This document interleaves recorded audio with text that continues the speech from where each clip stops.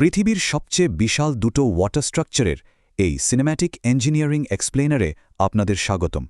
Dam আর barrage দুটোই তো বিশাল পানির বাঁধ, কিন্তু এগুলো কি আসলে একই জিনিস? একদমই না। এদের একটা পানি জমায় বা স্টোর করে, আর অন্যটা পানি কন্ট্রোল করে। ধরুন, নদী হলো একটা বিশাল প্লেগ্রাউন্ড স্লাইড, যেখান দিয়ে পাগলের মতো পানি ছুটছে। আর মানুষ তার ইঞ্জিনিয়ারিং দিয়ে এই স্রোতকে স্টপ, স্টোর অথবা কন্ট্রোল করতে চায়। প্রথমেই আসি ড্যামে। এটা আসলে নদীর মাঝখানে এক বিশাল দেয়াল, যা পানি একদম আটকে দেয়। পানি তো আর উধাও হবে না, তাই দেয়ালের পেছনে তৈরি হয় বিশাল এক রিজার্ভয়ার বা লেক। মানে সোজা কথায় ড্যামের একমাত্র কাজই হলো পানি থামানো আর প্রচুর পরিমাণে জমিয়ে রাখা। ব্যাপারটা ঠিক একটা জায়ান্ট ওয়াটার বটলের মতো। আপনি শুধু ভবিষ্যতের জন্য পানি জমাচ্ছেন। কিন্তু একটা ব্যারেজের ইঞ্জিনিয়ারিং এর চেয়ে একদমই আলাদা। ব্যারাজ পানি পুরোপুরি আটকায় না।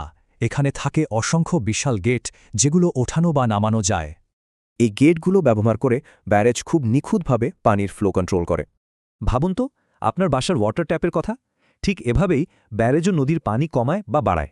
ড্যামের সুপার পাওয়ার হল বিশাল ওয়াটার স্টোরেজ, বন্যা ঠেকানো আর প্রচুর হাইড্রো পাওয়ার বা বিদ্যুৎ তৈরি করা। আর ব্যারেজের সুপার পাওয়ার, এটা মূলত ইরিগেশন বা সেচ কাজে সাহায্য করে এবং শুষ্ক মৌসুমে পানি সামলায়। তাই পাশাপাশি রাখলে ড্যাম হল স্টোরেজ আর পাওয়ার, আর ব্যারাজ হল স্রেফ ফ্লো কন্ট্রোল। আচ্ছা, এখন এই লজিকটা বাংলাদেশের মতো একদম সমতল একটা দেশের সাথে মিলিয়ে দেখি, চলুন।